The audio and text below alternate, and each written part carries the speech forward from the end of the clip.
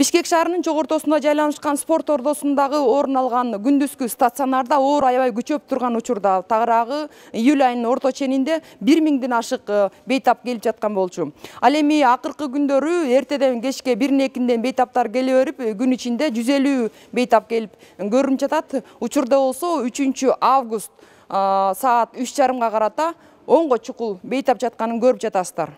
Бактыга жараша соңку күндөрү стационарларда абал тынч. Медиктер дагы деле уюшкандыкта иштеп келген бейтаптарга жардам берүүнүн үстүндө.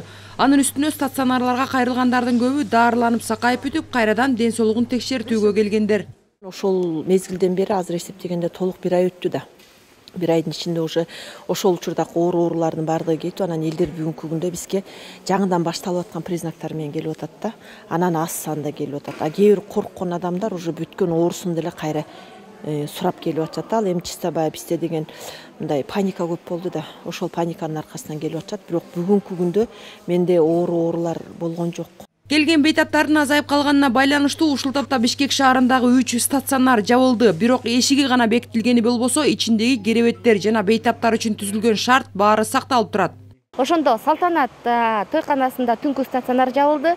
Жал микрорайонунда 95 мектептеги стационар жабылды. Андан сырткары Туңгучми кичи районундагы Сейтек мектебиндеги стационар жабылды. Ошонун ичинен бир түнкү, 2 күндүзгү. Күзгү даярдык өзгөчө, кышкы даярдык өзгөчө. Ошондо стационарларды жалаң эле консервация кылып, өзүнүн жана жабдыктарын, керебеттерин бардык санитардык норма менен азыркы учурда дезинфекция кылып, эшигин жаап койду. Ал эми Орто калаада Бишкек мэриясына караштуу 4 оорукана бар болсо, анын бардыгында пландык ремонт иштери башталды. Алар номер 6 оорукана, Кургагучукту дарылоо бейтапканасы, Фучиктеги номер 1 бейтапкананын айрым корпустары жана биз барган травматология жана ортопедия борбору. Бенестого тиешелүү 2 корпус бар. Ошонун 1-2 корпус өкөтүндөтөн болот. Бу жерде жана сөөгү ириң отделениясы болот, травма 5, ошол жерде болот.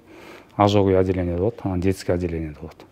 Анан архивде 2 комнатасын ремонт кылып кетишет. Бул жер оорукананын жараат таңуучу бөлмөсү. Өзүңүздөр көрүп тургандай, бул бөлмөнүн терезе жана каалгааларынан башкасы толук капиталдык ремонттон өтөт экен. Бул жерде болсо учурда жумушчулар иштеп жатат. Оорукананын башка дагы ремонттон өтүүчү бөлмөлөрү бар. Мисалы, бул дагы бир операцияга чейинки жараат кароочу бөлмө. Өзүңүздөр көрүп турасыздар, бул бөлмөнүн дубалындагы кафелдер түшүп калган экен. Ушулардын бардыгы алмашылат дагы. Ал эми полундагы сынып жаткан кафелдердин баары алынат дагы, толугу менен линолеум салынат.